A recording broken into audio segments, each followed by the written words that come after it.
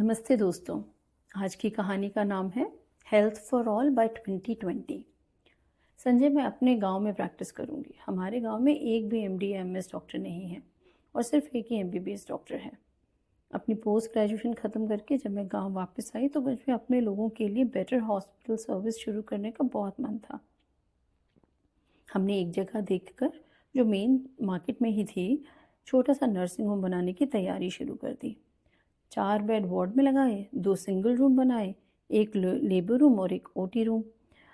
Labour bed, OT table, OT light, instrument, sterilization की autoclave मशीनें, बेहोशी देने की trolley, sterile green sheets, gowns, अलग अलग डस्टबिन्स, ओटी और लेबर की गंदी शीट्स को धोने के लिए अलग मशीन, ओपीडी और भर्ती मरीजों के लिए दवाइयाँ, इंजेक्शंस, सरकारी एंट्री के लिए maternity ward register, MTP register, OPD की टेबल, चेयर्स और वेटिंग रूम का फर्नीचर, सब मिलाकर काफ़ी खर्चा हो गया था। और कुछ ओटी टेक्नीशियंस और नर्सेज भी भर्ती कर लिए थे।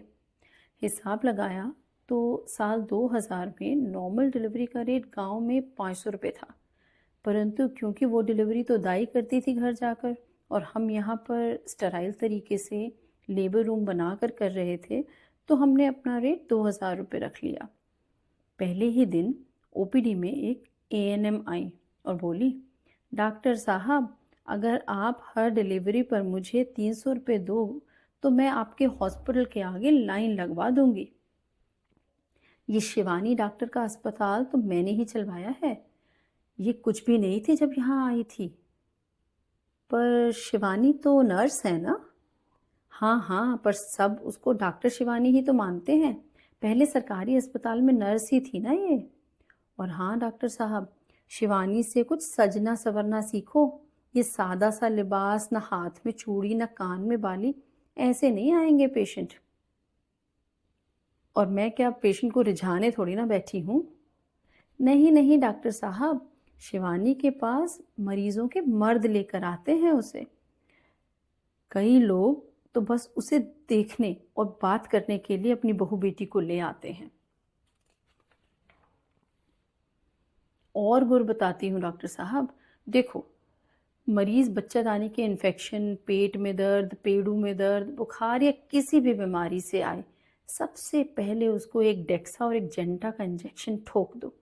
अगले ही दिन भली चंगी होके घोड़ी बन जाती है मेहरारू, और सास और घरवाला खुश।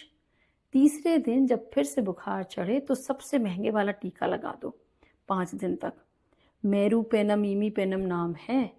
शिवानी ने बहुत नोट छापे हैं ये इंजेक्शन लगा लगा के।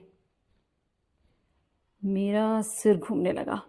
ये हमारे गांवों कस्बों में क्या चल रहा है? सारे अस्पताल नर्स या दाई चला रही है और मरीज को स्टेरॉयड के इंजेक्शन लगाए जा रहे हैं।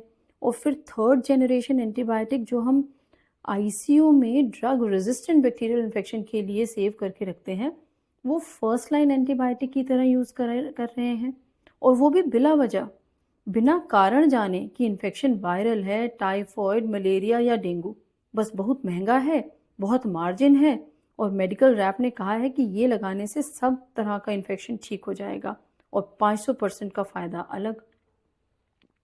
और तो और, शिवानी का पति सरकारी अस्पताल में डॉक्टर है और वहाँ की सब मरीजों को यहाँ नर्सिंग होम में भेजता रहता है।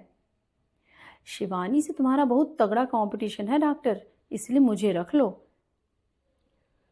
मैं एक एक करके सारे मरीज तेरे पास ले आऊंगी। तू ज़्यादा बड़ी डॉक्टर है, मरीजों का भी तो फ़ायदा होना चाहिए। मेरा कंपटीशन दाई run nursing homes, illegal practice और अनएथिकल प्रैक्टिस से था। और शिवानी डॉक्टर का जब केस बिगड़ जाता है ना डॉक्टर, जैसे बच्चा मर गया या औरत डिलीवरी के समय मर गई, तो वो 6 महीने के लिए भाग जाती है नर्सिंग होम बंद करके। कितना कन्वीनियंट अरेंजमेंट है, मैंने सोचा। डिग्री वाले डॉक्टर्स की डिग्री जब्त हो जाएगी, जेल हो जाएगी, या फिर कंज्यूमर कोर्ट में पेनल्टी लगेगी, या फिर नर्सिंग होम की तोड़फोड़ करके डॉक्टर को खुदकुशी करने पर मजबूर किया जाएगा। और यहाँ एक अनक्वालिफाइड बंदी हॉस्पिटल चला रही है, 3rd जनरेशन एंटीबायोटिक देकर एक बहुत ही खतरनाक बीमारी एंटीबायोटिक रेजिस्टेंस को फैला रही है। और बिना लाइसेंस या डिग्री के इलाज से मरीजों की जान को खतरे में डाल रही है।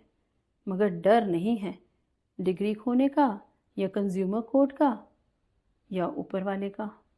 फिर मिलते हैं एक नई कहानी के साथ। तब तक के लिए अपना ख्याल रखिए। It's doctor Aruna Kalra signing off.